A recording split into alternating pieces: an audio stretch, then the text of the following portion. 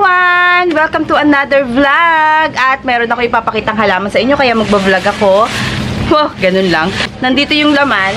Ang ipapakita ko pala sa inyong mga plants is yung mga kakaiba sa paningin ko. Actually dito, before pa, gusto-gusto ko na itong mga plants na to, pero hindi ko siya nabibili dahil, ano siya, super pricey niya. Pero lately, mga nakaraang taon, hanggang ngayon, mura na siya.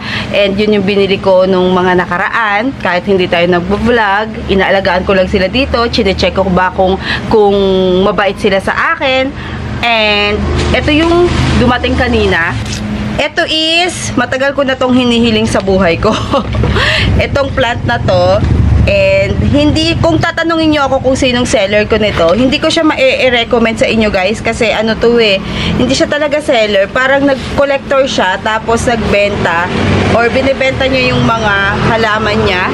Tig-isang klase lang na meron siya. So, hindi siya talaga seller. So, ang una ko ipapakita sa inyo, ito talaga, matagal ko na siyang gusto. Ito kilala nyo ba to? Hayaan nyo na yung pawis ko kasi sobrang init kahit magpo 4 o'clock na. Etong mga babanggitin ko sa inyong ID rin is common name para mabili nyo siya or mahanap nyo siya as common name. Kasi pag natry ko na to guys, mga ilang taon na, natatry ko siyang i-ano sa kanyang scientific name, i-search para makahanap ako. Hindi siya nahahanap or bibihira lang tapos sa ibang bansa pa. So, ang ginawa ko is sinesearch ko siya pag bibili sa common name. And ito is si zigzag plant.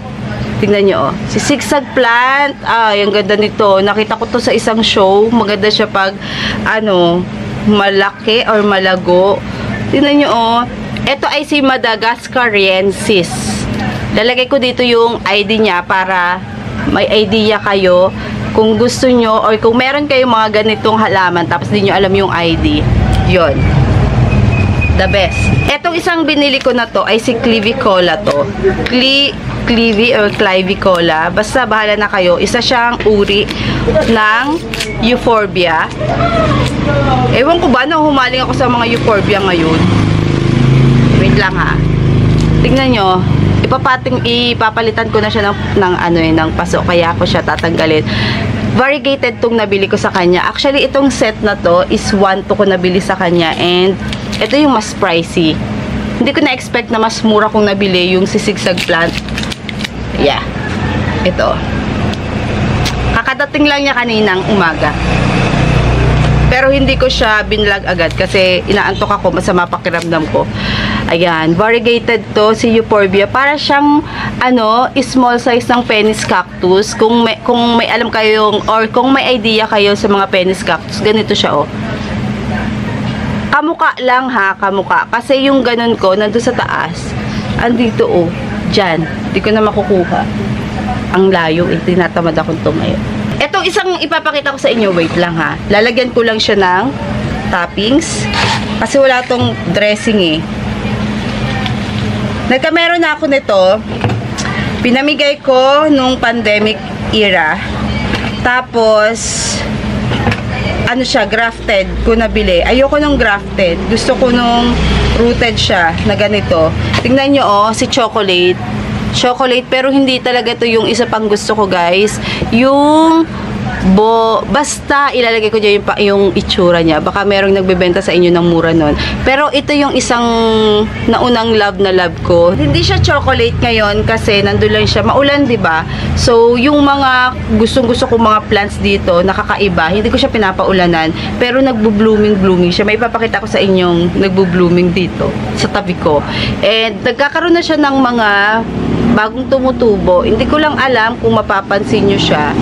Mura na rin to ngayon Dati kasi yung nabili ko dati 1,850, mas maliit pa dito.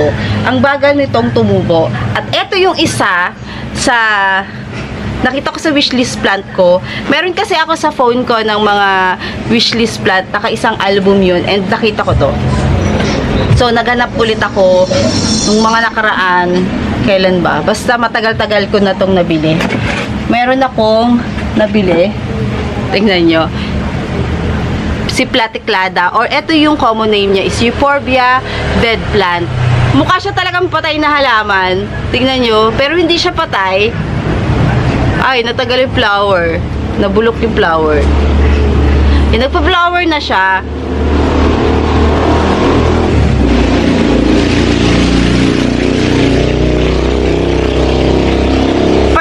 kong makikita na nagpa-flower tong si dead plant, si Euphorbia dead plant. And actually, nung mga hinahanap ko to nung mga nakaraan pa, ang hirap niya hanapin, hindi ko siya talaga makita. And then, sinearch ko, nabili ko to, I think sa La Union or something. Hindi rin siya seller. So, ang mga nabilhan ko nito is mga, ano siya, parang nagko-collect dati pa, or collector. Basta hindi sila ganun ka-seller na talagang kailangan may ibebenta sila. Wala. Nag-iisa-isa na lang daw to. So, swerte ko na nag-iisa-isa na lang siya, nabili ko pa. Kaya lang, syempre, nahirapan akong maghanap sa kanya. And then, habang madaling araw, nag-scroll ako, nagkita na naman ako. Nabili ko na to nakailang buwan na. Tapos, nagkita na naman ako. So, ang nangyari, binili ko. Kasi parang punishment ko yon dahil hindi ako nakahanap. Or nahirapan ako maghanap. So, andito. At inaagaw po siya. Tignan nyo. Inaago na siya, lumalaki na siya doon sa gilid. Tama yung seller na napagbili. Hindi ko na alam kung kanino ko to nabili, pero inaago na talaga siya. Nagdikit-dikit na, oh. Mamaya ko aayusin. May agiw, eh. Ang texture niya is, para siyang tuyong kahoy. Ganon. So, eto, hindi siya gaanong ka-stress, pero brown siya. Brown siya sa personal. At ito yung pinaka mas stress sa kanila. Dark na dark. Parang dead plant siya talaga na Euphorbia. Euphorbia dead plant, pero hindi talaga totoong patay, ha. Yun lang yung common name. Yung ganda niya. Hindi ko alam na huhumaling ako sa kanya dati pa. So, ang ginagawa ko, nag-i-screenshot ako nung mga gusto ko. And then, iniintay ko siya. Kahit umabot siya ng taon, okay lang. Ito, napakita ko na sa inyo to. Itong next na ito. Kasi Caput Mendozae, hindi siya maganda eh. Naano ko kasi siya eh, nakalimutan ko siyang diligan. Natutuyo. Tignan nyo. Si Caput Mendozae. Ayan o. Ito naman is grafted siya. Yan. Iniisip ko kung palitan ko siya ng potting mix kasi 70% pumice and 30% vermicast kasi to. So, since hindi ko siya gaanong nadidiligan, parang gusto ko siyang i-adjust pa ng 40% vermicast. Titingnan natin ngayon. And then, meron ako nitong variegated. Hindi rin siya maganda eh. Pero pakita ko na rin sa inyo. Matagal na tong mga to na pinapakita ko. Ngayon ko lang siya napakita kasi mag-aayos ako ng garden dun sa gilid. Diba, inaayos ko yung garden sa gilid. Matagal ako mag-ayos kasi hindi naman dire-diretso. Pag sinisipag lang. So, ito is variegated version. Nung nakaraan to, nung nabili ko, 2, 4, merong nalaglag na 3 daw sa kanya kasi 7 yung kanyang yellow eh. Tapos ngayon, tinanggalan ko nung mga natuyo kasi nakalimutan ko to sa isang gilid. Yon ang pagkakamali ko kasi hindi ako gaano pumupunta doon. So ngayon, ito napakita ko na rin sa inyo before, pero isa to sa favorite ko dito sa garden. So 'di ba, si Dragon's Tail. Sabi niyo siguro astig naman niya ang mga 'yan. Kasi yung kulay nila, 'di ba, mga dark. Dark yung kulay. Ang ganda nito. Dalawa yung ganito ko. Napakita ko sa inyo to nung mga nakaraang video. Hindi ko na kasi mahanap yung video. Ang pinaka gusto ko dito yung isang nabili ko kasi yun yung mas pricey. Kasi ito pala, si Dragon's Tail is iba-iba yung color ng flower. So, mas gusto ko yung isa kasi isang stick lang siya, isang haba lang. Mga ganito lang siya kahaba, oh. Yan, ganyan lang siya kahaba. And then, nagtataka ako, ang bilis siyang lumago kasi 1 week pa lang dito sa akin. May mga sumusulput na siya, mga pops. Yon, nung June, bago magtag-ulan, inilipat ko siya ng pwesto kasi ano pa lang siya, mga 3 days pa lang straight umuulan. Pinaulanan ko ng konti. Mahaba na siya, ganito na siya kahaba noon. Pinaulanan ko ng konti, and then inilagay ko ulit sa pinakataas. Kinabukasan, umaraw ng matinding-matindi, naluto siya. Yon ang story. Naluto yung isang ganito ko. Hindi ko na kukuhan sa inyo, baka ma-evil eye siya. Hayaan nyo na muna kasi ngayon nagpapagaling pa siya and nabubuhay na ulit. Ang ginawa ko, hindi ko na siya diniligan, nilagay ko sa isang tabi kasi nga, ang ganda na niya, ang haba na niya. Isang ano ko lang siya nabili, parang isang ganyan ko lang siya nabili, oh. Tapos ginawa ko, kinat ko, tapos itinanim ko ulit, nilagyan ko ng cinnamon powder. Ngayon, umuokay na siya, tumataba na siya. At etong isang to, okay na rin siya. Nasunog ulit to guys. Nasunog kasi sila, tignan nyo malalaman nyo na may sunog kasi may puti. Pero ngayon, nung inilipat ko sila ng pwesto is okay na. And tignan nyo may ugat kasi siya. Kita nyo ba?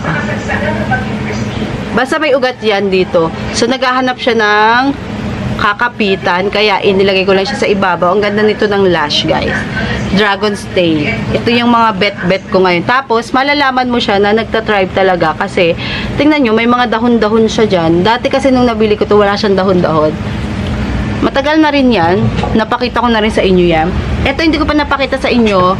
Ito yung dahilan kung bakit nag-vlog tayo kasi nakita ko nag-flower siya. Si Carly Cactus to guys. Nandun lang siya matagal na sa kabilang gilid. And habang nag-iikot ako kanina, nakita ko magpa-flower na ba siya. Parang dragon fruit. Pero pa isa ayun ganda. Diba? Mas maganda to nakahang. Pero hindi ko siya inihang kasi pinaltan ko siya ng potting mix dati. Hindi maganda yung potting mix niya. And nilagyan ko siya ng pames kasi I think magta-tribe siya sa akin ng ganun. And nag-tribe nga siya. Ayan, ganda Hindi ko lang siya napapakita sa inyo dahil gusto ko ay maayos do sa garden naka-display. Tamad akong ayos-ayos sa garden. Di pakita ko na sa inyo kasi nag-flower na. Ayan Itong mga pricey to dati pero ngayon hindi na. Carry na, mabibili na ng kahit sino. So, ito yung last. Hindi ko rin siya nadidiligan, matagal na. Diba? Ang bilis lang natin. Ito naman is tinatawag na fishbone cactus. So, katulad na sabi ko sa inyo is, ang ibabanggitin ko sa inyong pangalan lang is yung common name para madali nyo siyang mabili. Just in case na bet nyo din siya. Ayan Ganda kasi nito. Merong nag-share sa akin na isang follower natin. Sabi niya, ang dami niya daw ganito. Tapos, ito yung nasa wishlist ko matagal na. Bumili ako ng sarili ko. Ayan. Yun nga lang, medyo sira. Well, nabili ko na siya ng sira. Ito, nabili ko na siya ng sira dati. At okay naman siya sa akin. Kasi, magtutubo naman siya ng bago. Ang ganda rin kasi ng flower nito. Hindi siya maganda tingnan kasi nga, sira-sira siya nung nabili ko. Ginawa ko pa rin kasi siya lang yung nakitaan ko na mayroon nito. Diba? Ang ganda. At ngayon, gagawin ko, ililipat ko na sa potting mix yung nabili ko kanina. Nakakalimutan ko yung pangalan niya. Hindi siya seller, guys. Pero, binentahan niya ako kasi parang ini-out niya na yung mga plants niya. Ron ang pangalan. Sa marketplace ko lang kasi siya na And may sipon na naman ang lola nyo. Nahawaan ako ni Dara. Kita nyo ba? Ang tiyan ko kasi kita Ayan. Okay na yan. Dito ko ililipat sa galing kay Pots and Tails na ceramic pots. Yung ating Madagascariensis or yung zigzag plant. Yan. Sa mga naghahanap ng ceramic pots, try nyo Pots and Tails. So, etong potting mix ko is 70% or 60% ng pames, 10% ng, ano ba tawag dito? Yung IPA, rice hull, 10%, 60% pames, 10% IPA or rice hull, and 30% ng vermicast. Yan muna ang gagawin natin. Sa mga bagong plants, ganyan yung ginagawa ko. Dapat gritty siya.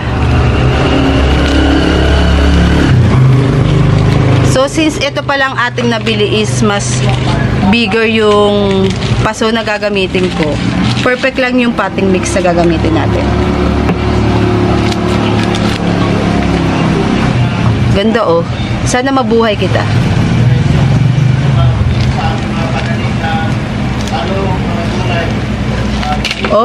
Maugat. 50% siguro yung gamit niya dito na vermicast and then coco peat or carbonized rice hull. I'm not sure. Naulanan daw kasi to, sabi niya. So sabi ko, wag niya ibalot ng basa kasi baka mabulok. Today is October 18, Monday, and dapat ito is ibabalot niya ng October 17, Sunday. Para daw by Monday, prepare na lang yung pag-ship. Kaya lang sabi niya naulanan, sabi ko wag niya munang ibalot kasi mabubulok siya pag ibinalot ng basa. Ayun, kanina niya yata ibinalot to. Oh, di ba? Ang ganda niya. Tapos pating mix ko or pames para maganda siya tingnan. May binili akong kanuma. Kadama pala, kadama. Hindi pa siya dumadating. So, ganito muna sila. Charan! Perfect siya kay Pats and Tails na Pats. Tapos, etong isa, yung isang pasuko, nabili ko dati to. So, ganun din. Ito rin yung potting mix na gagamitin ko. Try kong tingnan yung potting mix nung nung Mendoza ko, ng kapot. Malaki rin yung paso niya. Mas malaki to. So, ito is, tignan natin yung potting mix niya. Variegated siya, oh. Ganda.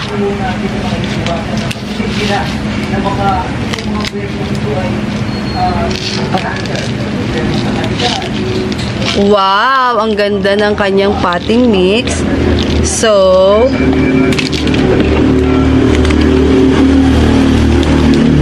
lagay na lang siya dito. Halata mo talaga ng mga collector, no? Gaganda ng potting mix na ginagamit. Tapos, paghahaluin ko kasi medyo mabermicas yung isa eh. May coco peat din pala siya. So, paghahaluin ko, and then gagamitin ko. Ito namang pinadala niya sa akin is ready to, to display. Pero, syempre, niripat ko dahil wala lang. Bet ko yung mas paso. Lagyan natin ng potting mix ay ng pames kasi malaki yung ating paso na gagamitin. Baka mabigla.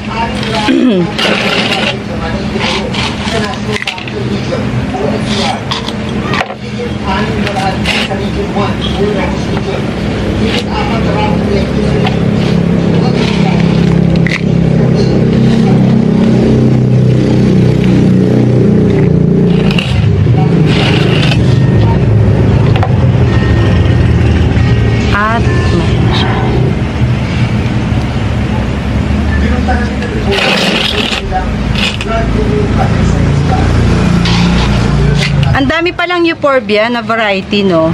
Tapos ang gaganda pa. Grabe. Kaya ako ay pag nag-search ako ng euphorbia ngayon, daming naglalabasan na kakaiba. Charan! Ang ganda niya. At yun lang naman yung ating video for today. Ipinakita ko lang sa inyo yung mga kakaiba kong plants or kakaiba for me kasi meron pa ako dun sa gilid, hahanapin ko pa. Yung mga yan. Ito lang pinakita ko sa inyo para may ma-vlog tayo at ako'y nakakamiss sa mag-vlog. Medyo naging busy tayo nung nakaraan kaya hindi ako gaanong nagba-vlog. At magdidire-diretso na ulit tayo. And kasi inaayos ko yung harapan, yung garden. Gusto ko, pag ipapakita sa inyo, ayos na yung nandun. Medyo may nililigawan pa akong doon eh. Doon sa kapitbahay sa kanto namin. Nagkita ko yung mga paso niya na magaganda na matataas. Hindi niya ginagamit. Parang naka-display lang doon. Tatanong ko nga kung gagamitin niya yun. Kasi pag hindi, kukuhanin natin or bibili natin. So, ayun lang ang ating video for today. At buti na lang talaga nagkita ako niya, no. Ito talaga yung pinakagusto ko sa lahat. At saka si Dragon Scale. Lahat naman sila gusto ko. So, yun lang guys ang ating video for today. Sana na-enjoy nyo ang ating video kahit na maikli. Maikli ba? Medyo mahaba na nga yung mga sinabi ko eh. Nagpakita lang talaga ako sa inyo nung mga in-unbox ko dito para naman makilig din kayo. Kiligin din kayo kasi gusto nyo nag-unboxing ako, diba? So, at least, meron ako nito, kumukonti. Yung wishlist nyo ba, kumukonti?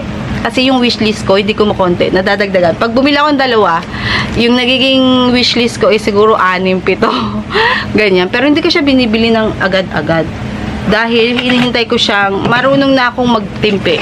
Hinihintay ko siyang bumaba ang presyo. Kahit gaano katagal pa yan, pag hindi ko pa bet yung pricey niya, hindi ko siya bibilin. Or bibili ako ng maliit para meron ako. So, yun lang guys. And see you on our next video. Bye!